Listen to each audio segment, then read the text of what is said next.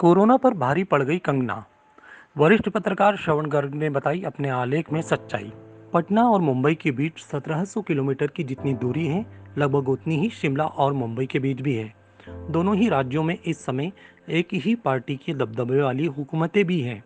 बिहार और हिमाचल दोनों का मौसम और मिजाज अलग अलग किस्म का है, पर राजनीतिक जरूरतों ने दोनों की आत्माओं को एक कर दिया है। एक राज्य की सरकार को चुनाव जीतने के लिए अपने सितारा बेटे की मौत का इंसाफ चाहिए और दूसरे ने अपनी सितारा बेटी के सम्मान की रक्षा करने की जिम्मेदारी उठा ली है। उधर मुंबई में भी एक सितारा बेटी की जिंदगी दांव पर लगी है और एक राजनीतिक मराठा बेटे ने महाराष्ट्र के गौरव की रक्षा करने का दायित्व अपनी तलवार की धार पर धारण कर लिया है।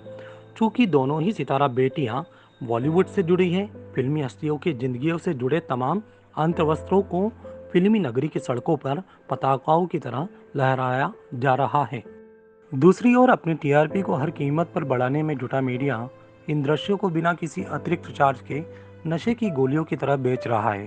ये ड्रग दो, ड्रग दो, ड्रग दो, ड्रग दो, ड्रग दो, मुझे ड्रग दो, मुझे ड्रग्स दो। वो कहती है मुझे ड्रग दो, मेरे लिए गांजा लाओ, चरस लाओ, एमडीएमए लाओ, एक्सटेसी लाओ। अरे इस काम में भी कुछ ख्याति प्राप्त बेटियां भी सितारा वस्त्रों को मार्केट की जरूरत के मुताबिक ठीक से धोकर टीवी स्क्रीन के रंगीन पर्दों पर सुखाने में मदद कर रही है। चैनलों पर चल रही मीडिया ट्रायल के नशे में खोए हुए देश की कोई एक चौथाई आबादी ने तलाश करना बंद कर दिया है कि कोरोना के वैक्सीन की ट्रायल की ताजा स्थिति क्या है। मुंबई में महामारी के 10 लाख के आंकड़े और 30,000 को छूने जा रही मौतों के बीच रंगीन खबरों के जो 2400 घंटे रक्तहीन विस्फोट हो रहे हैं, उन्हें देश में प्रशिक्षित दस्ते ही अंजाम दे रहे हैं और उनके असली हैंडलर्स कौन हैं, किसी को भी आधिकारिक जानकारी नहीं है।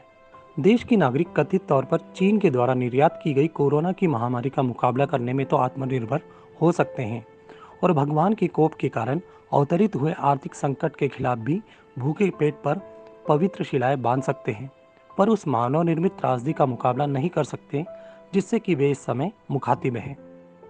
एक ऐसी त्रासदी जिसे प्रांतवाद के नाम पर पब्लिक प्राइवेट पार्टनरशिप के मार्फत अंजाम दिया जा रहा है। इसमें खरीदने का काम ही नहीं है, सब कुछ बेचा ही जाना है। अब तक कहा जाता रहा है कि प्यार में सब कुछ जायज़ है, पर इस समय जो नाजायज़ है सिर्फ उसे ही ढूंढा जा रहा है। ताज़ा घटनाक्रम की किरदार सभी हस्तियों के मामले में यही हो रहा है। कहना मुश्किल है कि आज अगर सुशांत सिंह जीवित होते तो चुनावी पोस्टरों के लिए किसके चेहरे को ढूंढा जाता, और अगर बाला साहब मातोश्री की अपनी शानदार कुर्सी पर विराजे होते तो क्या शिवसेना में आ कंगना मुझे मार जैसा कुछ भी संभव हो पाता। महामारी और बेरोजगारी से जूझ रही देश की औद्योगिक और वित्तीय राजधानी को अपने संकट से उबरने के लिए शिवसेना किसी सोनू सूद से भी मदद की मांग नहीं कर सकती। उन्हें भी पहले ही हड़काया जा चुका है। महाराष्ट्र किसी के बाप का नहीं, कंगना के कहने के कारण नहीं, बल्कि अब इसलिए लगने लगा है कि इतने बड़े राज्य का कोई माई बाप ही नहीं बचा। लगता है कोरोना संकट से अपने आप को सफलतापूर्वक बचा लेने वाले धारावी के भले रहवासी भी शायद ऐसा सोचते होंगे कि एक नई और बड़ी सम्राट झोपड़पट्टी का निर्माण उनके इलाके के बाहर महानगर में हो रहा है। क्या विडंबना है कि संसद की बैठकों के प्रश्नकाल को भी कोरोना का संक्रमण हो गया है और किसी को भी उसके इलाज की नहीं पड़ी है। सारे प्रश्न केवल एक ही आदमी सड़कों पर उठा रहा है, जिसे उस मीडिया ने राजनीतिक ताश की गड्डी का पप्पू बना रखा है, जो कंगना के दफ्तर के बाहर खड़े होकर एक पोस्टमैन से सवाल पूछ रहा है कि बीएमसी द्वारा मणिकर्णिका के किले में तोड़फोड़ क्यों की गई। कभी कोई ऐसी दुर्भाग्यपूर्ण स्थिति हो जाए कि थोड़े लंबे समय के लिए राष्ट्रीय पावर ग्रिड में ब्रेकडाउन हो जाए, या फिर युद्ध की परिस्थितियों का अभ्यास करने के लिए ब्लैकआउट लागू करना पड़ जाए, तो पता नहीं कितनी बड़ी आबादी पागल होकर सड़कों पर थालियां कूटने लगेगी।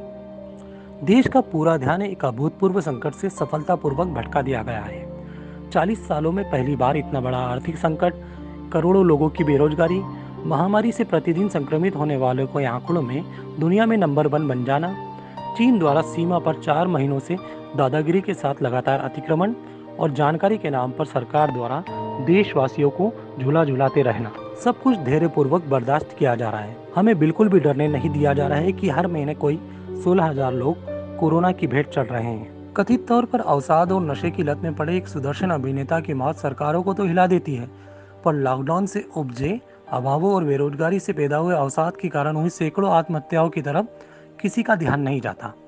मैंने दक्षिण भारत के 4 राज्यों आंध्र प्रदेश, कर्नाटक, केरल और तमिलनाडु में अपने पत्रकार मित्रों से बात की तो पता चला कि सुशांत, रिया, कंगना को लेकर वहां खबरों का कोई नशा नहीं बिक रहा है। वहां सरकारें और लोग अपनी दूसरी समस्याओं को लेकर चिंतित हैं।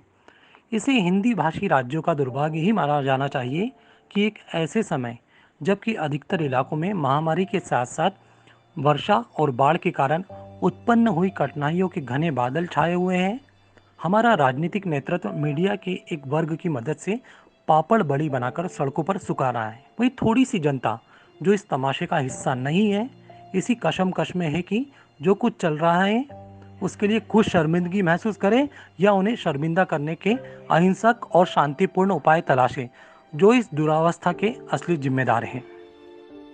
लेखक वरिष्ठ पत्रकार श्रवण गर्ग के कॉलम से साभार।